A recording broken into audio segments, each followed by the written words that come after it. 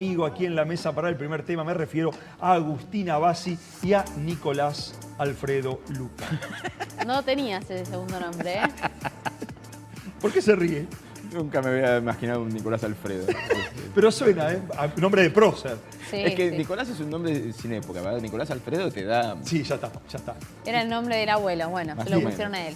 Bien. Fue una jornada complicada ayer por la Ay, noche. ay, Quienes ay. tienen hijos e hijas en periodo escolar lo saben.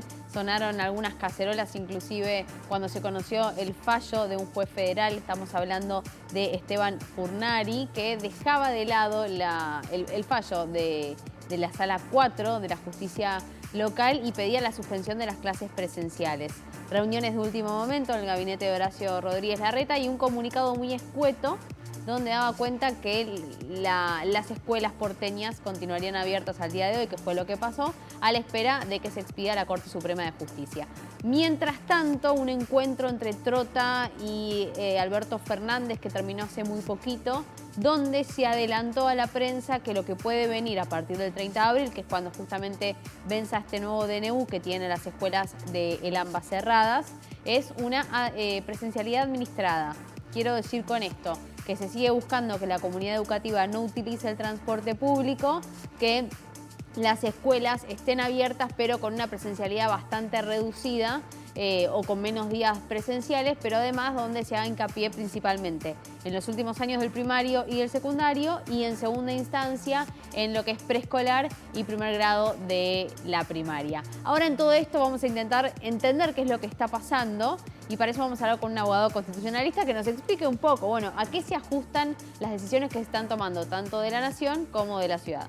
Y para eso estamos en comunicación vía Skype con Diego Armesto, que nuevamente nos recibe. Hola Diego, ¿cómo estás? Nico, Agustina y Daniel te saludamos. Buenas tardes. Daniel, Agustina y Nico, buenas tardes. Nicolás Alfredo, buenas tardes. Muy bien, ahí está. Gracias, gracias. ¿Usted cómo es, Diego? ¿Diego cuánto, doctor? Diego Hernán, pero no soy tan patricio como Nicolás. No, Claro, no le alcanzó para por tanto. supuesto, por supuesto. Bueno, Claro. anoche, qué noche, Tete. Realmente yo como padre te lo puedo decir, volaban en los chats de padres y madres, del primario, del secundario en mi casa, los mails de la escuela, vamos, no vamos, qué lío, por Dios. Aclárenos algo, ¿qué fue lo que pasó, doctor? Bueno, en realidad viene desde el domingo, ¿no? Con el tema de la noche, porque acordate que la Sala 4 contencioso de la Ciudad de Buenos Aires, el día domingo, saca la famosa medida cautelar, donde el juez Fornari en el día de ayer resuelve de dejarla sin efecto. Tal circunstancia se conlleva indefectiblemente con una cuestión que, para que entienda el ciudadano común, es algo muy del derecho procesal, es decir, de la parte fina del proceso. ¿Por qué? Porque acá estamos discutiendo cuestiones de competencia. Entonces, según el Poder Ejecutivo Nacional, que se presenta ante el Juzgado Federal Contencioso Administrativo, la competencia, es decir, lo que resolvió la Sala 4 de la Ciudad de Buenos Aires, no era competencia de ella y no podía resolverlo. Así, en el día de ayer, el juez federal, como bien vos decís, resuelve dejar sin efecto, subir todo darle la orden al juzgado de la Ciudad de Buenos Aires que suba todo el expediente a la Corte Suprema por competencia originaria y él indefectiblemente se declara incompetente. ¿Cuál es la razón de ser de una inhibitoria? La inhibitoria se resuelve entre los juzgados. No se resuelve de forma unilateral, donde un juez dice, bueno, vos no sos competente, se acabó. No, porque el juez Furnari, antes de terminar, tiene que darle vista, es decir, el Código Procesal dice tiene que por oficio o exhorto, que es la forma en que se comunican en el proceso, al otro juzgado, en este caso sería el juez federal contencioso, le tiene que notificar de su resolución a la Sala 4, para que la Sala 4 diga si acepta o no tal inhibición.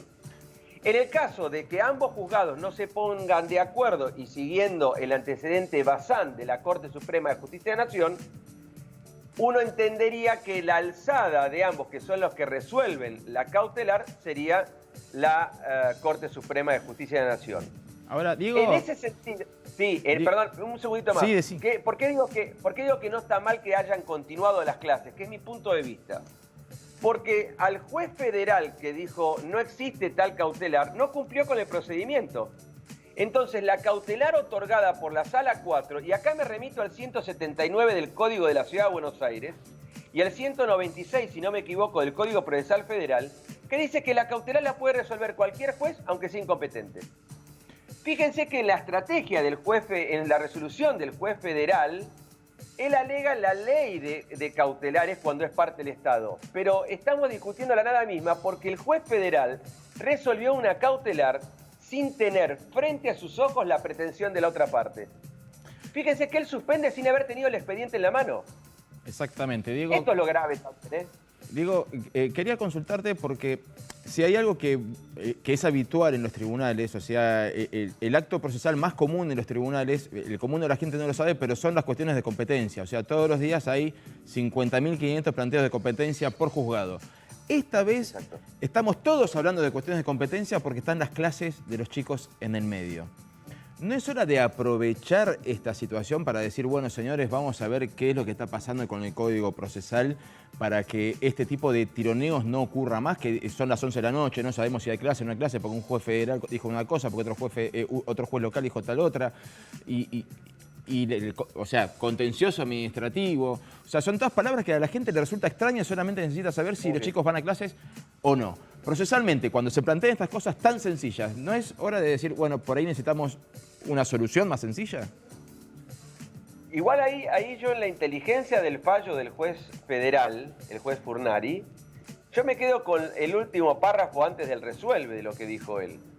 Porque la solución, y creo que vos también estás apuntando a eso, porque la solución tiene que ser legislativa, Nicolás. Sí, el tema es que esto lo tiene que resolver la política. Pero es esta claro, política. Esto lo tiene que resolver la política. Ahora, si durante largo tiempo estamos discutiendo en todos los procesos cuestiones de competencia, Sí. lo que hay que hacer es empezar a legislar normas claras, concretas, sin libres interpretaciones por parte de los jueces y empezar a respetar los códigos de rito. Si el Código Procesal me dice que 1 más 1 es 2, yo no puedo, como juez, decir, no, bueno, 1 más 1 es 2, pero puede ser 3 también, porque si hago tal cosa, no. La ley es la ley. Es decir, y si la ley dice algo, hay que cumplirlo. Entonces, si nosotros lo que está pasando acá también es que estamos quitándonos del foco principal, que lo dijiste vos también, Nicolás, la educación, las clases, presenciales o no presenciales. Entonces existe un tironeo en el medio por cuestiones procesales, y en este caso la competencia, porque la competencia se define en razón de la persona o en razón de la materia. Entonces vos podés decir, bueno, ¿quién fue el órgano emisor del decreto 241/21? El Poder Ejecutivo Nacional. Bueno, es norma federal. ¿Y qué estás discutiendo? ¿Normas federales? Bueno, entonces federal. Ahora, si vos discutís normas locales, vas a recurrir a los juzgados locales. Vos fijate un pequeño desliz. La Justicia Federal de San Martín, frente a la pretensión de unos papás de San Isidro que hicieron en San Martín, que hicieron una presentación ante el juzgado federal, el juez federal terminó declarándose incompetente y remitiendo todo el expediente, negando la cautelar, a la justicia de la provincia de Buenos Aires. Entonces, a lo que voy es un problemón todo esto. Porque el mismo juez federal en la provincia de Buenos Aires te dice todo lo contrario a lo que te dice el juez federal de la ciudad de Buenos Aires, que fue el que falló ayer. En franca contradicción con lo que dice la Sala 4 Contencioso Administrativo. Entonces, y voy a usar las palabras del gobernador de la provincia de Buenos Aires, este tsunami procesal que se armó, este problema procesal que existe ahora, de alguna manera hay que resolverlo. Sí, Yo claro. creo que lo que queda resolver es la Corte Suprema de Justicia de la Nación. Diego. Una vez que resuelva la Corte, vamos con el tema legislativo. Claro, y una vez que Sí, resuelva Agus. la Corte, pensemos que del 30 de abril en adelante Fernández vuelva a pedir por DNU que las clases sean virtuales. ¿Puede volver a darse este mismo procedimiento? Digo, puede ser una herramienta que durante todo el año nos atraviese como sociedad esto de las disputas por las clases, pero llevadas a la justicia. Digo, se abre una puerta Mirá, a lo que ahora va a continuar, porque la realidad además es que las clases en la ciudad están abiertas gracias a una presentación que hicieron padres de la comunidad educativa. Eso que a veces se olvida un poco, pero digo, eso fue un pedido de los padres de la comunidad educativa que hicieron el fallo de la sala número 4. Entonces, digo, esto puede continuar, más allá de lo que resuelva ahora la Corte. Lo que pasa es que acá hay un tema que creo que es fundamental y, a ver, yo estaría pidiendo que la Corte resuelva, pero yo voy a utilizar una frase muy futbolística. ¿Se acuerdan cuando Mascherano y Romero estaban en los penales y Mascherano le dice, hoy te podés convertir en héroe? Sí, claro. Bueno, yo creo que esta es una gran oportunidad de la Corte Suprema de Justicia de la Nación en echar luz, como dice el juez Fornari, sobre algunas cuestiones que son fundamentales. Una, terminar de definir la cuestión de la autonomía, que ya fue resuelta por la Corte Suprema en el caso Corral, en el caso Nisman, en el caso Gobierno de la Ciudad de Buenos Aires contra Córdoba. La Corte Suprema lo resolvió en el caso Bazán. La Corte Suprema resolvió la cuestión de la autonomía y la competencia originaria, ¿sí? Y igualarlo a la Ciudad de Buenos Aires como las provincias.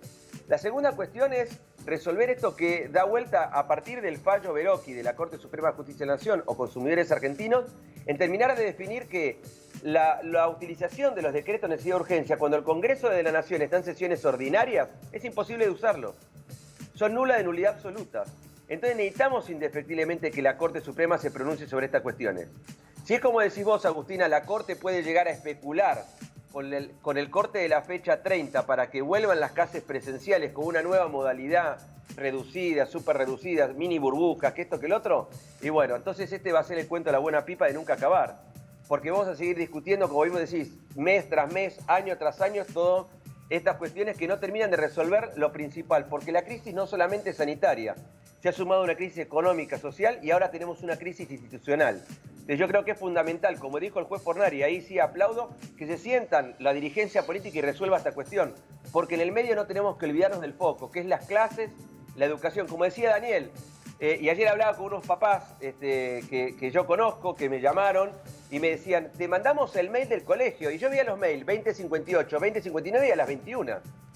Entonces tenés que estar todo el tiempo mirando y decir, bueno, vean las noticias, qué es lo que se dice. Entonces, ¿podemos vivir en un país donde estamos discutiendo la educación? O abrir los diarios, abrir un diario nacional hoy y decir que desde el gobierno nacional se festejó el fallo, que le bajó la presión a las escuelas. Porque también acá hay una cuestión que nos estamos olvidando. Cuando estamos hablando de la solidaridad, la vulnerabilidad y la igualdad y la no discriminación, yo les puedo asegurar, yo vivo en el conurbano bonaerense, que la mitad de los chicos del conurbano bonaerense no tienen acceso a internet, no tienen un celular, los papás no tienen datos. Entonces estamos hipotecando gravemente el futuro de la República. Diego, y en ese sentido te llevo nuevamente a la parte constitucional, ¿no? Vos recién citabas que la Ciudad Autónoma de Buenos Aires es autónoma, bueno, la Constitución nos da el grado de la autonomía y así todo la Corte tuvo que salir a explicar varias veces. En este momento hay una ministra de la Corte, Elena Hayton de Nolasco, que desconoce, o sea que forma parte de la mínima doctrina nacional que dice que la Ciudad de Buenos Aires no tiene rango de provincia y por eso se abstiene de votar.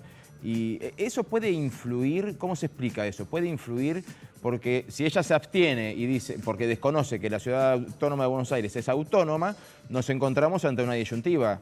O sea, ¿quién decide sobre nuestro futuro? No, está bien la pregunta. La Corte Suprema siempre resuelve por mayorías. Entonces, en este caso, el voto de la doctora Hayton de Nolasco es un voto en minoría y en disidencia, como resolvió en la resolución que hizo la Corte, creo que fue el lunes o en el día de ayer.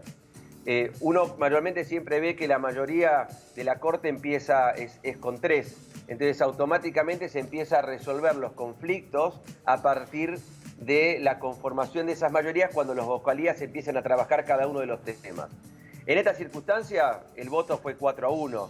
Hay una mayoría en la Corte Suprema, en Maqueda, Rosati, Lorenzetti y Rosenkrantz, en reconocer a la Ciudad Autónoma de Buenos Aires, más allá de lo que piense la doctora Hayton de Nolasco en su disidencia, que tiene una autonomía plena. Y como dice Rosati en el fallo Gobierno de la Ciudad de Buenos Aires contra Córdoba, la Ciudad de Buenos Aires, a partir de la reforma del 94, comienza a tener en sí misma a ser parte de la federación. Rosati la define como una ciudad federativa y esto es importante tenerlo en cuenta. ¿Por qué? Porque es parte de la federación. Y un dato más, la Corte Suprema de Justicia de la Nación en el año 96, en el fallo Gauna, deja claramente que el presidente de la República dejó de tener definitivamente la jefatura local de la Ciudad de Buenos Aires. Es decir, el presidente no puede decidir sobre políticas públicas o políticas locales que tiene que definir la ciudad de Buenos Aires en su propia autonomía. Y en este caso es sobre las cuestiones de la justicia, de la educación, de la salud, aunque algunas son facultades concurrentes, conforme el artículo 125 de la Constitución Nacional y otros artículos. Pero por eso uno tiene que entender el sistema federal y la distribución de poderes conforme los poderes y las facultades que tiene. Entonces tenés facultades concurrentes, facultades propias. Fíjate que el artículo 5 de la Constitución habla que las provincias tienen la obligación de asegurar la educación primaria. El artículo 5 me está diciendo que es obligación de las provincias, y en este caso de la Ciudad de Buenos Aires, resolver todas las cuestiones que tienen que ver con la educación primaria. En este caso, lo que define las políticas públicas. Entonces me parece que esto es importante tenerlo en cuenta, y yo creo que la Corte, más allá de las especulaciones que algunos colegas de ustedes están haciendo en los medios, creo que sería bueno y sano que resolviera con velocidad y tratara Ojalá. de definir estas cuestiones que le hacen tanto daño a la institución de la República, y principalmente, estoy viendo las imágenes a los niños en el colegio, ¿no? Ojalá así sea. Diego Hernán, ¿no? ¿Era Diego Hernán? Diego Hernán. Diego Hernán, te voy a agregar al chat de papis y mamis.